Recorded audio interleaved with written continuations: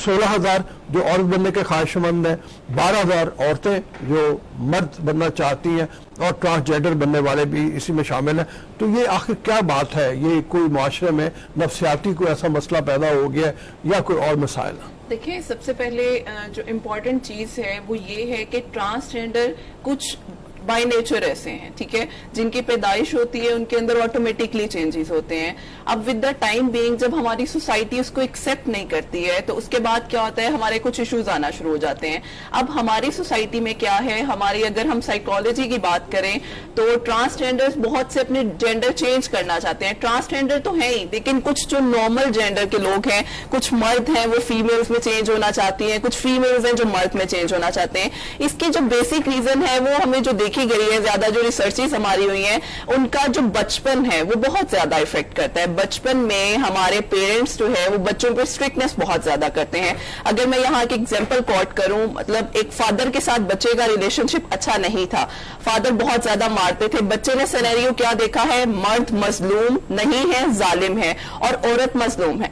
तो जब बच्चा बड़ा होता है उसके अंदर वो आग जाना शुरू हो जाती है, उससे अपने सेम जेंडर वाले पर्सन से नफरत होना शुरू हो जाती है कि मर्द सारे ही जालिम है, वो बुरे हैं। तो इसलिए वो अपने जेंडर चेंज भी करवाना चाहता है। आप देखेंगे जितने भी ट्रांसजेंडर से आप बात करेंगे, आप देखेंगे उसके पीछे ट्रिगरिंग फैक्टर लाजमी कुछ होगा, और वो कोई पर्सनल रीजन होती है, कोई प्रोफेशनल रीजन नहीं होता है। हम जितने भी लोगों की बात करते हैं, हमारे पास कुछ क्लाइंट्स ऐसे आते हैं जो अपने जेंडर चेंज करते हैं, उसमें सबसे बड़ी वजह तो यही होती है उनके फैमिली एक्सपीरियंस, कि घर में उनका फैमिली ब्रोटअप कैसे हुआ, घर में उन्होंने जो माहौल देखा है वो उसी माहौल के अकॉर्डिंग खुद को अडेप्ट करना चाहते हैं।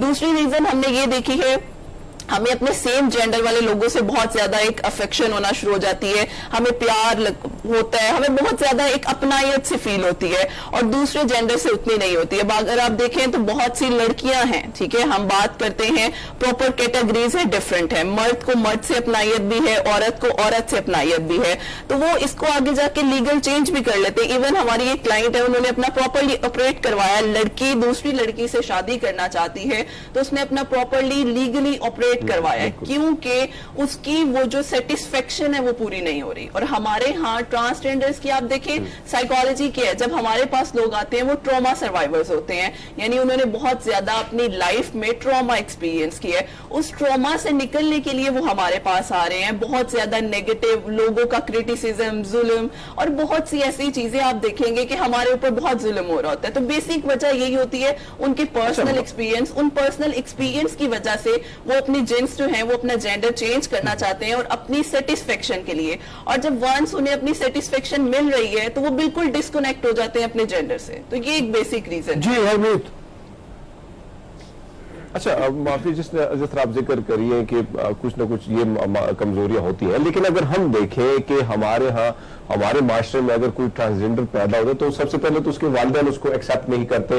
ऐसे में ये जो खबर आई है, ये जो मर्द हजरात खवातीन बनना चाहते हैं, तो इनको क्या वजूहात होती, क्या कमजोरी हो? जिस तरह आपने जिक्र किया कि कुछ ना कुछ कमजोरी यही होती है कि उनकी ख्वाहिशात होती है कि भाई सेटिस्फेक्शन और यही चीजें, लेकिन आगे फ्यूचर में, क्योंकि पहले तो इनको ऑलरेडी अगर ये इस किस्म के ऑपरेशन करते हैं या इस तरफ जाते हैं तो इनको मजीद आगे फ्यूचर में कितने मसाइल का सामना होता है, क्योंकि घर में भी तो सबसे बड़ा मसला होता है उसको एक्सेप्ट करना। बिल्कुल। तो आगे नफ्सियात के हवाले से इनके मसाइल और कितने बढ़ जाते हैं। अच्छा देखिए, सबसे पहले ये चीज है, जब आपको अपने घर से एक्सेप्टेंस नहीं मिल रही, अगर हमारे घर में या किसी के घर में कोई ट्रांसजेंडर पैदा हो रहा है, ख्वाजा सरा पैदा हो रहा है, हम उसको एक्सेप्ट ही नहीं करते, हम उन्हें उनकी कम्युनिटी में भेज देते हैं। जब वो अपनी कम्युनिटी में भी जाते हैं, उन्हें एक्सेप्ट करने में, उस माहौल में एडजस्ट होने में बहुत टाइम लगता है।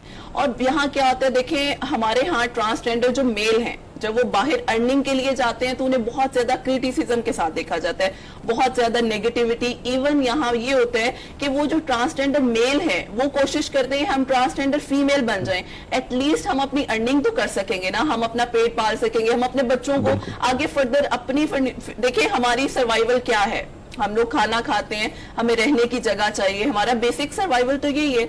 लेकिन जब आपकी फैमिली ने आपको घर से निकाल दिया, आप मेल ट्रांसजेंडर हैं, आप भीख भी मांग रहे हैं, लोग आपको क्रिटिसाइज करते हैं। लेकिन अगर आप इसके ऑपोजिट देखें, बहुत से मेल्स जब फीमेल ट्रांसजेंडर में चेंज हो जाते हैं तो वो अपनी अर्निंग भी कर रहे हैं। अब बहुत से लोग हैं जो फीमेल ट्रांसजेंडर है, आप देखें एजुकेशन की तरफ भी आ रही हैं, यानी उनमें एक पॉजिटिव एस्पेक्ट भी आ रहा है। और इसमें हमारा लॉ भी पिछले दिनों अगर आपने देखा हो, एक ट्रांसजेंडर ने बहुत अच्छे तरीके से एजुकेशनल वे में जा रही हैं, लॉ में हैं, डिफरेंट कैटेगरीज में आपको नजर आएंगी। लेकिन अब जो लोग जानबूझकर अपनी जेंस को, अपने जेंडर को चेंज कर रहे हैं, देखिए उनको फिजियोलॉजिकल चेंजेस भी होते हैं। अब हमारे यहाँ बहुत सी लेडीज को पीकोस के इश्यूज होते हैं, ठीक है, हार्मोनल इश्यूज होते हैं। और जब हार्मोनल इश्यूज आते हैं, कुछ लोगों की हार्मोन्स की हेयर ग्रोथ होना शुरू हो जाती है फेस पे। अगर हम फीमेल की बात करें, अगर मेल्स में हार्मोन का इशू है तो उनकी आवाज लड़कियों की तरह होती है। तो देखिए जब उनकी फिजियोलॉजी चेंज हो रही है तो उनके अंदर साइकोलॉजिकली भी वो आना शुरू हो जाता है कि काश मैं उसी जेंडर की होती।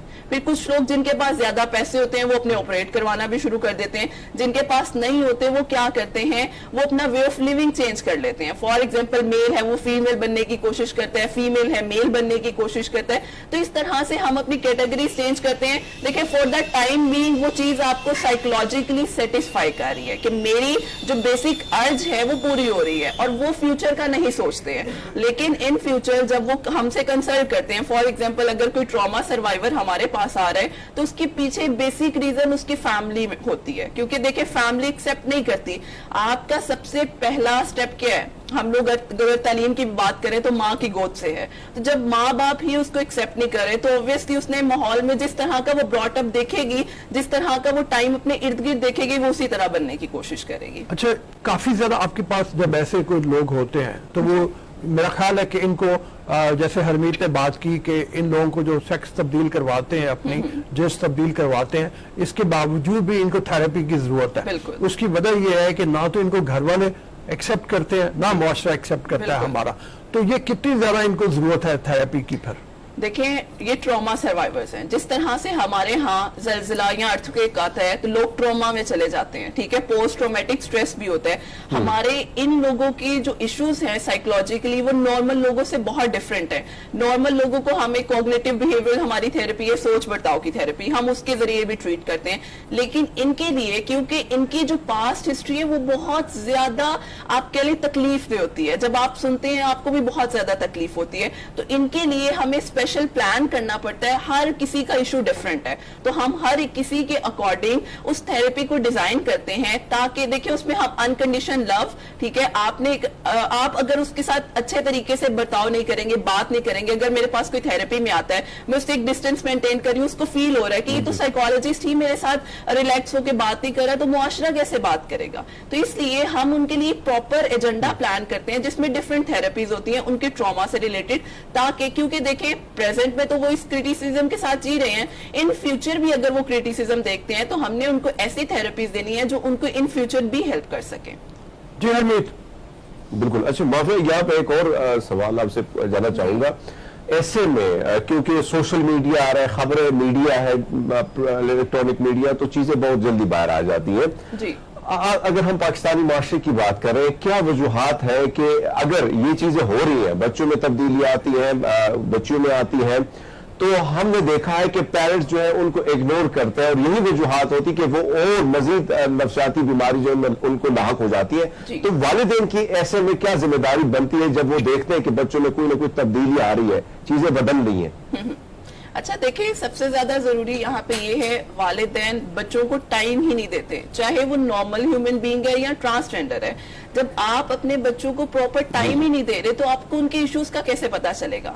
ठीक है, फॉर इंस्टेंस अगर कोई ऐसा किसी के घर में ट्रांसजेंडर पैदा हो रहा है, आप उसको फौरन क्या करते हैं, आप एक्सेप्ट करने की बजाय फौरन हाइपर हो जाते हैं, मेरे पता नहीं अल्लाह ताला ने कौन सा अजाब नाजिल कर दी है या क्या चीज हो गई है, मेरे साथ इतना बड़ा डिजास्टर आ गया। नहीं, आपको उस चीज को एक्सेप्ट करना चाहिए। देखिए बहुत से लोग, बहुत से ट्रांसजेंडर नॉर्मल अपनी फैमिलीज में रह के उनके ब्रॉटअप के साथ एजुकेशन के थ्रू अच्छा काम भी कर रहे हैं। जरूरी तो नहीं है सब एक ही कैटेगरी में आते हैं। जब उनके पेरेंट्स ही एक्सेप्ट नहीं कर रहे, देखिए नॉर्मल बच्चे भी हैं, अगर आपके पेरेंट्स आपको टाइम नहीं देते तो बच्चों में एक वो गर्ज पैदा हो जाता है, बच्चे फिर अटेंशन सीख करने के लिए बुरे काम भी करते हैं। उनको आपके प्यार और टाइम की जरूरत है। देखिए अगर कोई ऐसी चीज हो भी गई है, अब हमारे यहाँ ऑटिज्म है, स्पेशल बच्चे हैं जिनको नफ्सियाती इश्यूज होते हैं, उनको भी तो पेरेंट्स स्पेशल टाइम देते हैं ना, तो ये भी हमारे लिए स्पेशल ही है। आप उनको प्रॉपर टाइम दे, अगर उनकी कोई कम्युनिटी है उसमें प्रॉपर कम्युनिटी में लेकर जाए, एजुकेशन दिलाए, ताकि वो पढ़ लिख के एक प्रॉपर फील्ड में आए, ना कि वो दूसरी तरफ जाए। जिस तरह से हमारे कुछ